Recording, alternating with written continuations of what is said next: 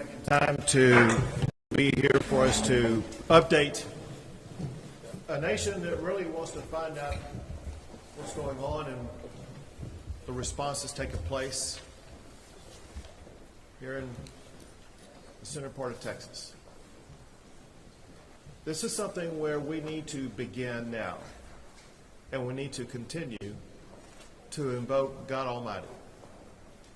The one thing I hear the most from people across the country, really across the globe, are the prayers that are being sent for those who are in harm's way to be successfully rescued.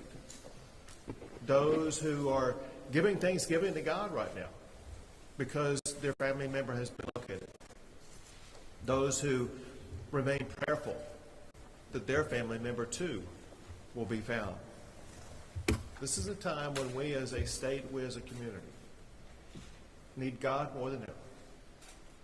Little kids off at camp, joyfully excited about the upcoming day to celebrate the 4th of July.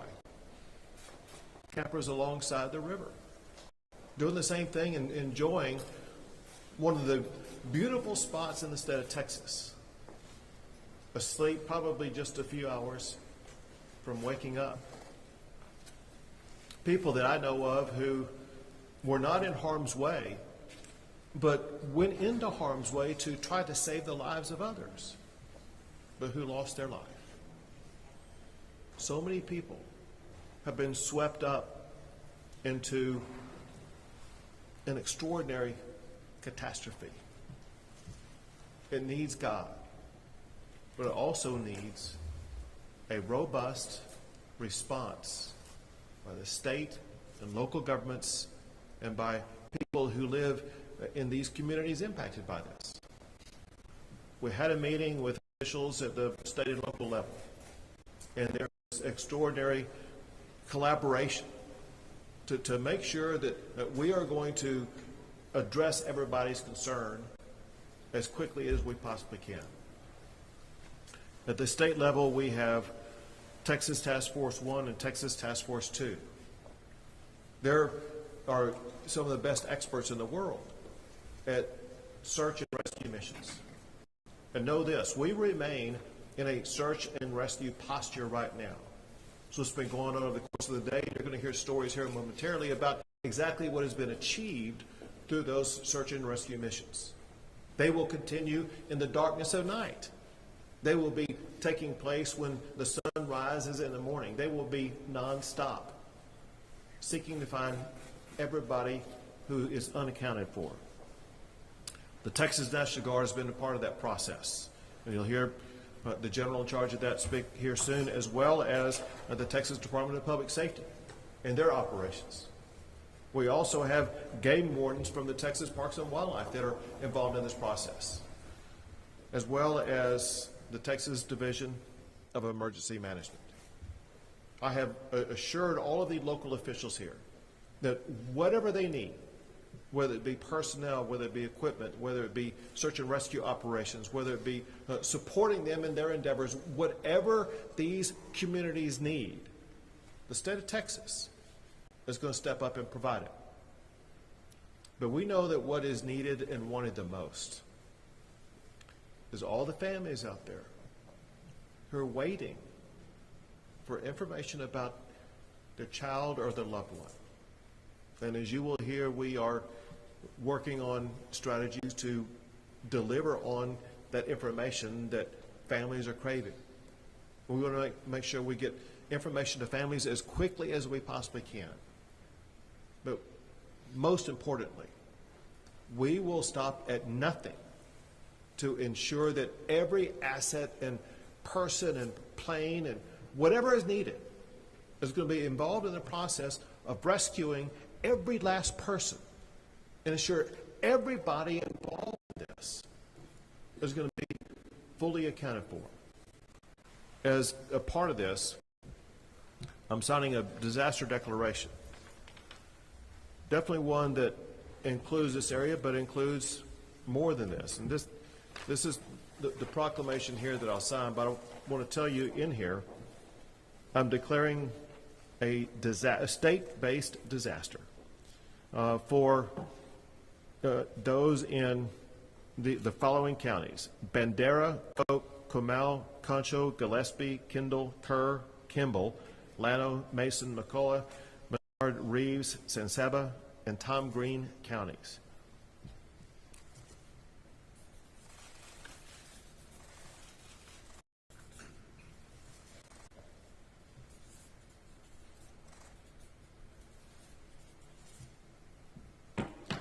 This will ensure all the counties that are identified in this, and there may be more that need to be added later, are going to have access to every tool, strategy, personnel that the state of Texas can provide to them, which will be limitless. We'll put in everything we have in the entire state. Someone who's been involved in shares the commitment is the Lieutenant Governor Dan Patrick. Thank you, Governor. Dalton, who's our city manager, told us earlier that he was jogging at 3 in the morning along the river, and there wasn't a drop of rain falling.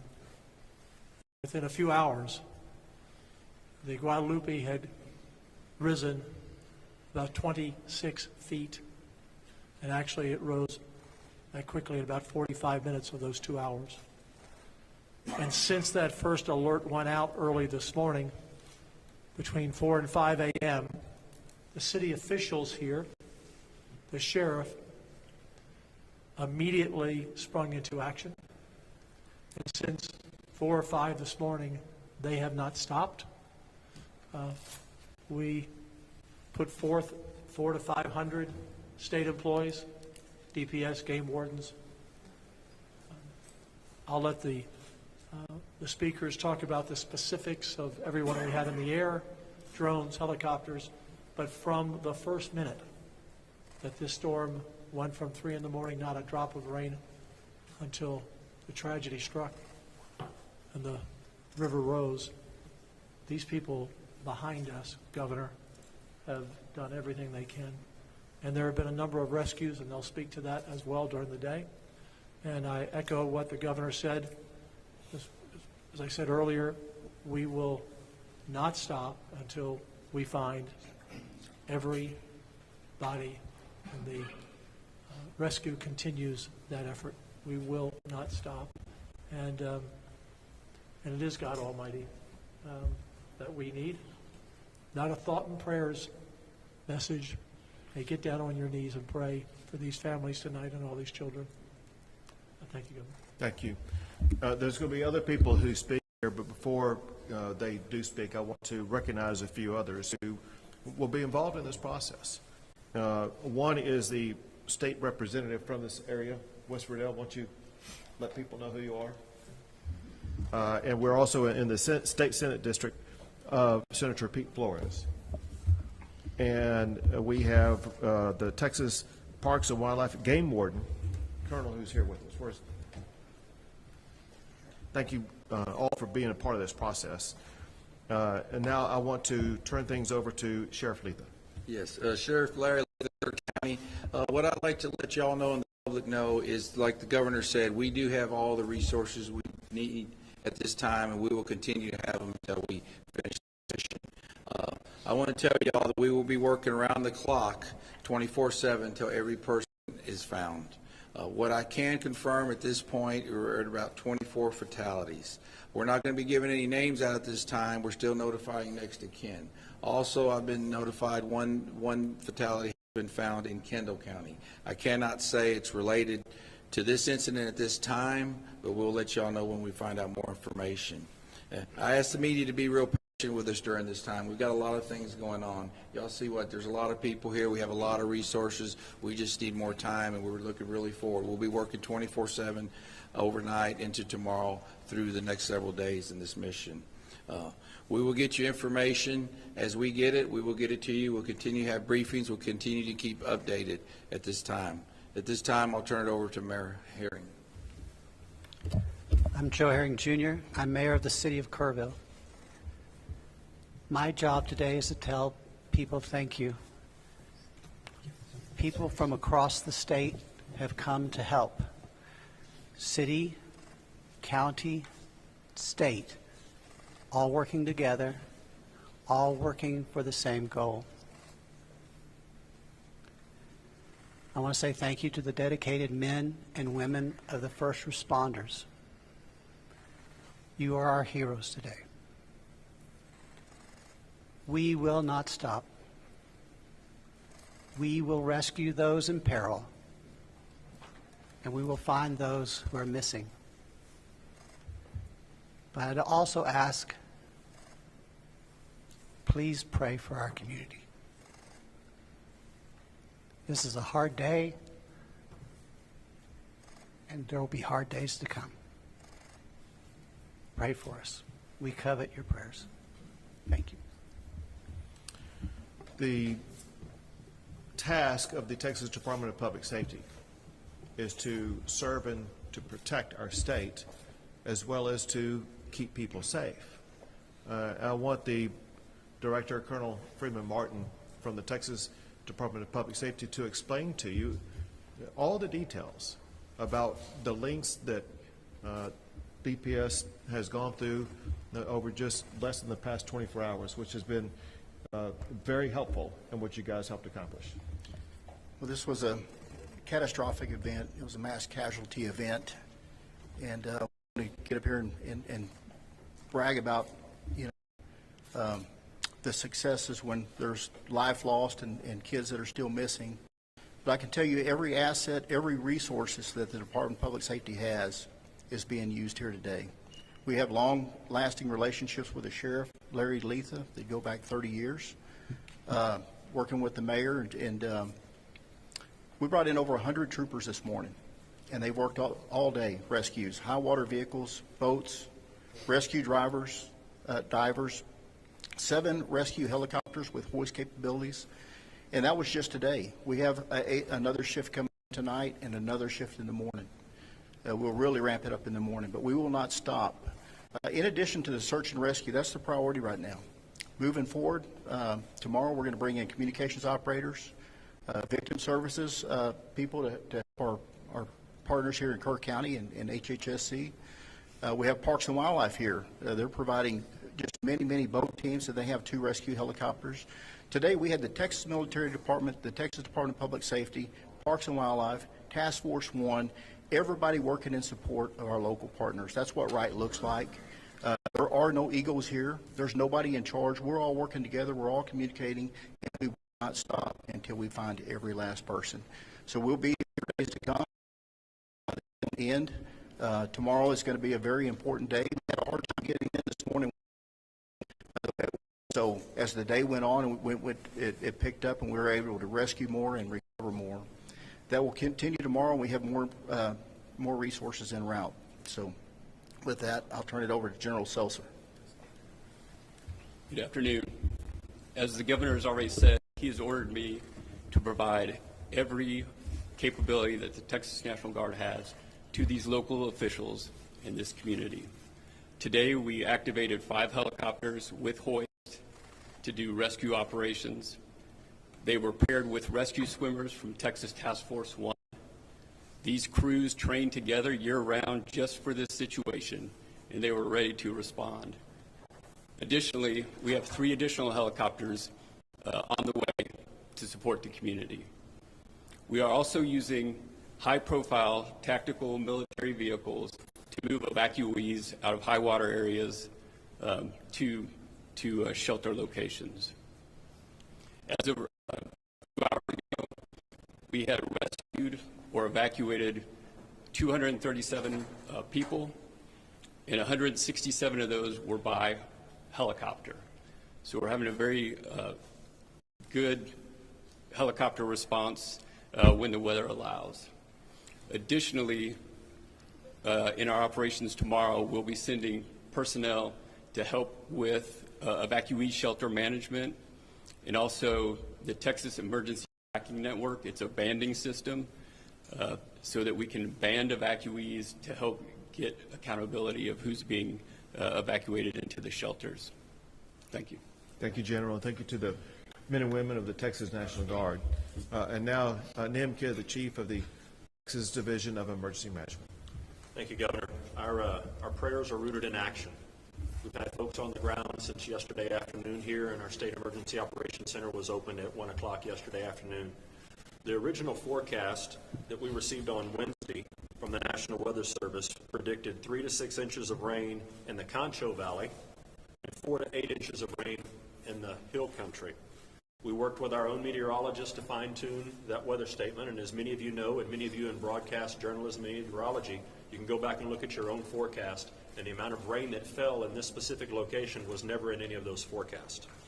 Nonetheless, in partnership with our local officials here, we have resources that have been surrounding this area since yesterday. When the rain fell and the calls came in, we immediately jumped into action alongside of our local partners. In addition to the local partners that are here, we have 150 personnel, search and rescue experts from Texas A&M Task Force 1. We have over 1,000 state officials and state partners that are responding here with over 804 assets, vehicles, boats, and helicopters. I want to run through that list really quickly. 150 from Texas Task Force 1, that is 30 boats and additional high-profile vehicles. You heard from Colonel Martin in the Texas Department of Public Safety. Colonel Vanderroos down on the end has over 170 personnel here, 167 four-wheel vehicles, and over 53 boats in addition to their aircraft. You heard from General Seltzer about the military departments. The A&M Forest Service is here to help us do tree removal and get trees out of the way, help with incident management.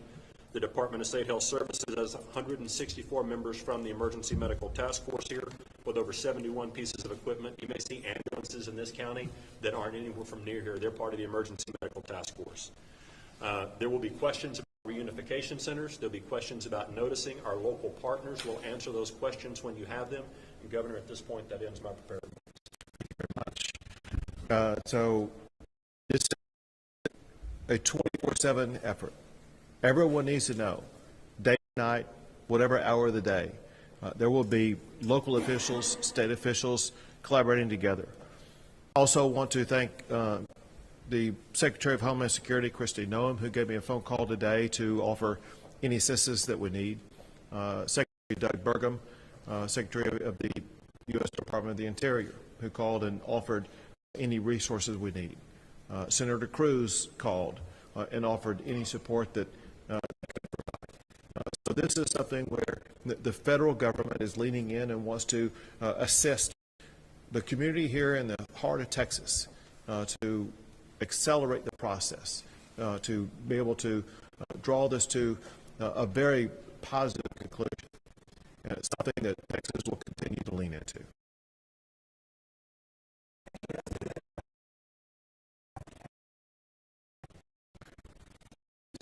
No, we don't have an estimate. The problem was, the holiday weekend here, we have a lot of campers here, and we do not know that number at this time. What about the 23 missing from Camp Dixon? Has that number changed? No, it's still, we're up between 23 and 25. We have not confirmed that yet. We're still working on that, sir. You said the federal partners were helping with us, and but we didn't receive any National Weather Service forecast until the storm. Can you give us any insight into why there wasn't any updates from the National Weather Service about the flooding? I'm going to give you a good example. Where's he? City Manager. Yeah, I'm going to have the city manager can explain to you kind of in real life terms exactly what happened, when it happened, and how it happened, and what was so unpredictable. And as the Lieutenant Governor alluded to, I was out on the river trail this morning, which is, again, at water level of the Guadalupe. I was out there about 3:30 this morning doing a jog. I left there probably about 4 o'clock. There was very light rain, no signs of the river. I come from the Houston area, so very used to hurricanes, very used to flooding. We kind of monitored that, checked some different areas. We did not see any signs of the river rising at that time. I started getting phone calls probably about 5 o'clock. We went, the fire chief Maloney and I went out to Louise Hayes Park. Up on the top section, we did have national EMR, and we already had a lot of our emergency plan ready for which is at the river level. By the time we got to the national EMR truck, we could not get it out, and we almost got stuck on the top level. So there's a pavilion in Louise Hayes Park. Within an hour and a half, it had already risen well over 20, 25 feet. So we were monitoring that as much as we possibly could. A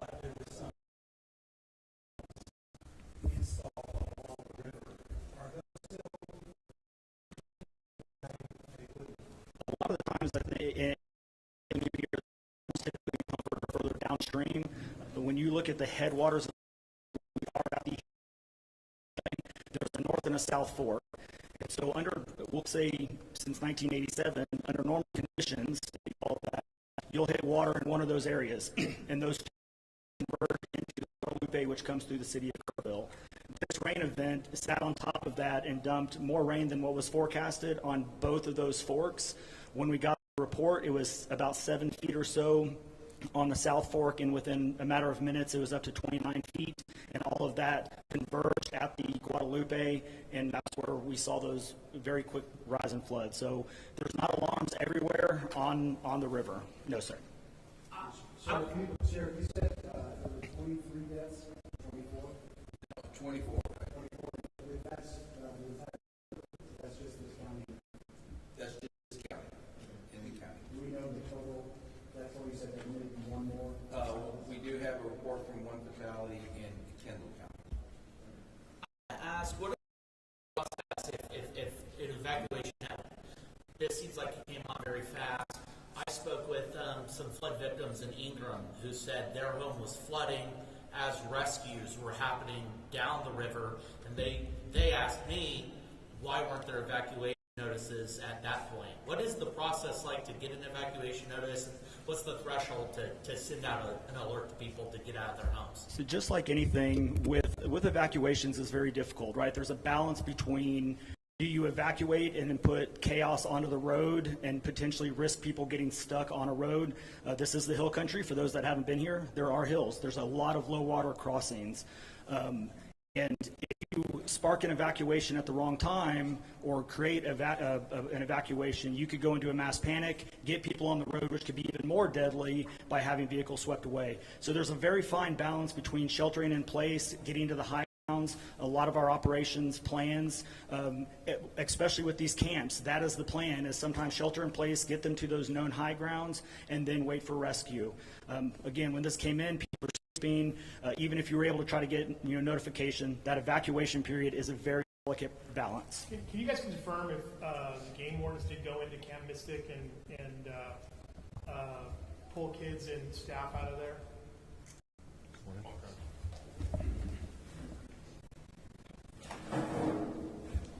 Yes, so starting early this morning, we had about 107 game wardens along with our aviation group trying to make access into the camp. Shortly after midday, we breached over into the camp and were able to start removing children from the camp from there. Is Camp Mystic the only camp that's under this sort of duress? I mean, I've gotten reports of other camps that seem to be evacuated okay, or is that the only one that we're really working on right now? Yes, that's the only one is Camp Mystic. All the other camps we've accounted for.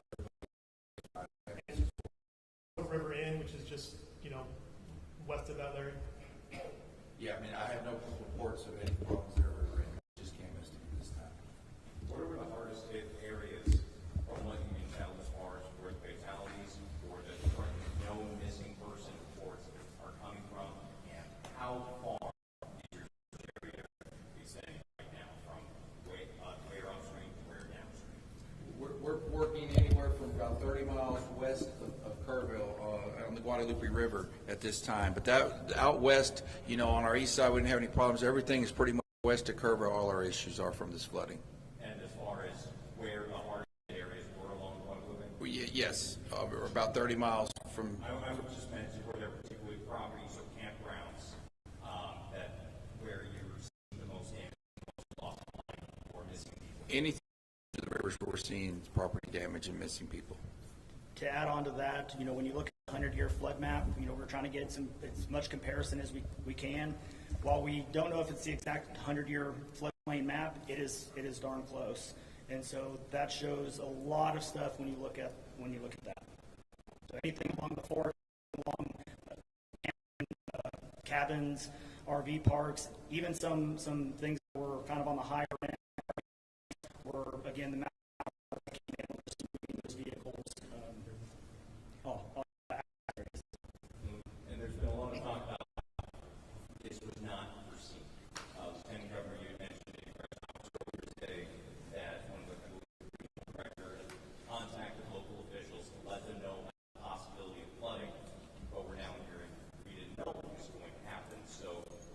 was the warning or conversation that happened. Is Jay Hall? Yeah, Governor, I'll take that. So the State Emergency Operations Center started having daily briefings yesterday on the potential for flood for all of this part of Texas, from here out, Angelo and Abilene and further out. We have been in contact with locals, and at some point in time in the future, we're happy to share those emails and contact information of what we had shared. But listen, everybody got the forecast from the National Weather Service, right? You all got it. You're all in the media. You got that forecast. It did not predict the amount of rain that we saw. And what was the severity that you were warning about at that time? Well, using, yes, sir. What were you warning might happen in terms of flood? So using the National Weather Service data, which we were all looking at, they were warning 3 to 6 inches of rain. However, some of those models showed numbers that were higher than that, which caused us to activate additional resources and have them in the area just in case. And those were put immediately into use as soon as the 911 call started coming in. They were already here. What kind of resources were they? Were they swift fast boats, or what was? Yes, sir. Great question. It was Texas A&M Task Force 1 Swiftwater rescue teams, as well as military high-profile vehicles, and the aircrafts were boat teams surrounding area. As the general said,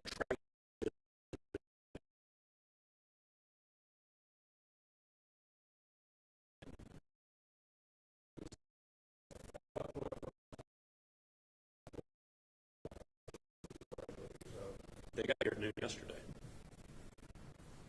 But they immediately Yes, sir. started testing. Okay. Yes, sir. To the point where one of the response vehicles got whacked. That's how fast they got caught. They go. The nature of the camp is all over some of the Austin.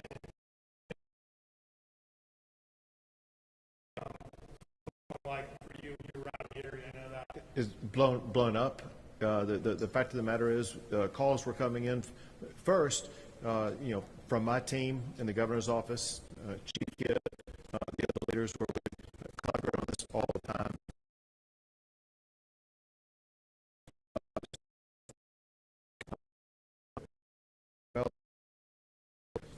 That we've been coming to for close to 20 years, and we know the camp and the camp down here quite well, and we have a lot of friends. So, they were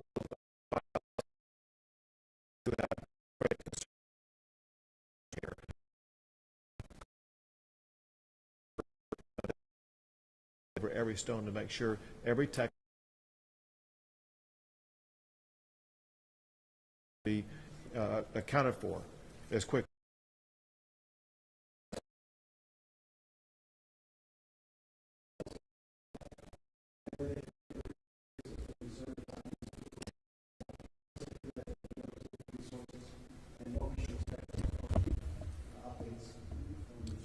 Hey, can you rephrase that question for me? I want to make sure I understand it.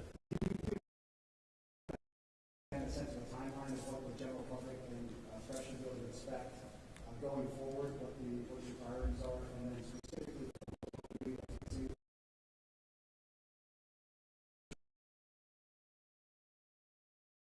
Search and rescue teams are here. They're not leaving this community until the last person is found. That's number one.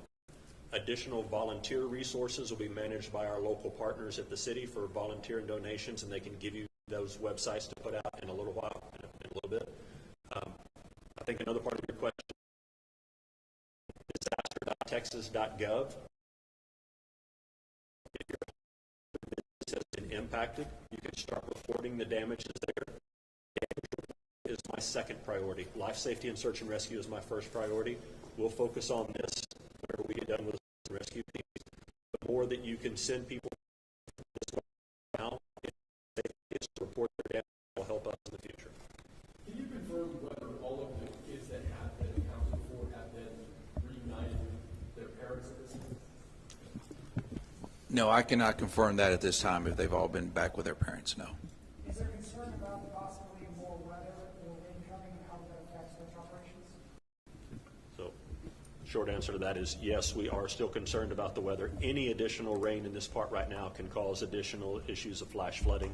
And so this is where I really need all of your help. Tell people that don't live here and don't have family here and don't have family that are missing not to come here.